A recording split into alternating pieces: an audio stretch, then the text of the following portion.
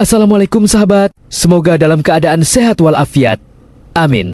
Ada pertanyaan begini, apakah firman Allah yang dibawakan oleh seorang qori dan ditayangkan di YouTube dapat diklaim sebagai hak cipta? Jika jawabannya adalah ya, apakah hal tersebut termasuk dalam perbuatan memperjualbelikan ayat? Pertanyaan ini penting untuk dijawab, karena terdapat beberapa kasus di mana seorang konten kreator termasuk saya ditegur oleh manajemen YouTube karena ada permintaan penghapusan video dari pihak qori tersebut. Kronologinya begini.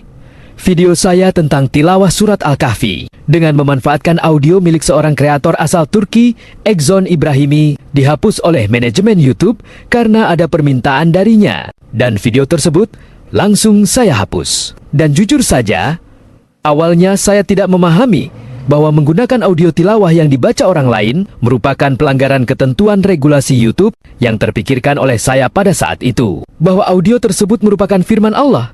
Dengan demikian tentu saja saya dapat bebas menggunakannya. Ternyata saya keliru. Begini penjelasannya. Kita harus memahami batasan antara firman Allah dan hak atas karya suara. Yang diatur oleh YouTube bukanlah hak atas firman Allah, karena ayat Al-Quran adalah milik umat Islam secara universal dan berada di bawah domain publik. Siapapun bebas membaca, menghafal, dan menuliskannya.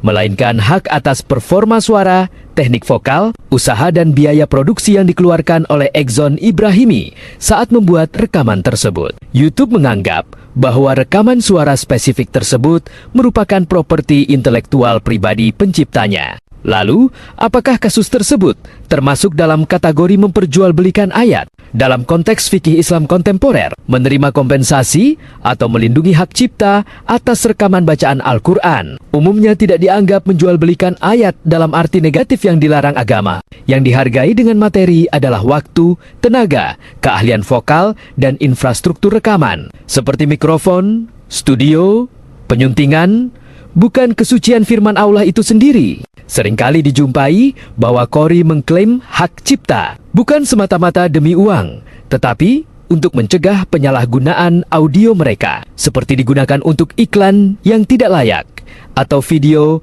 yang tidak sesuai syariat. Pendapat tersebut belum tentu benar. Oleh karena itu, perlu mendapat jawaban dari para ulama yang ahli di bidang tersebut. Bagaimana pandangan Islam mengenai hak cipta atau hakul ibtikar atas rekaman suara tilawah Al-Quran di era digital, di mana batasan antara mencari nafkah dan melindungi aset digital dengan larangan memperjualbelikan ayat-ayat Allah?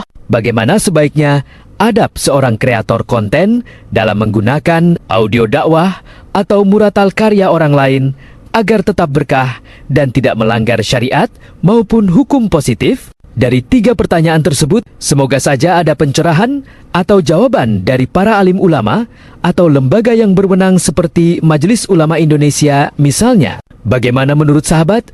Ditunggu komentarnya. Terima kasih. Wassalamualaikum warahmatullahi wabarakatuh.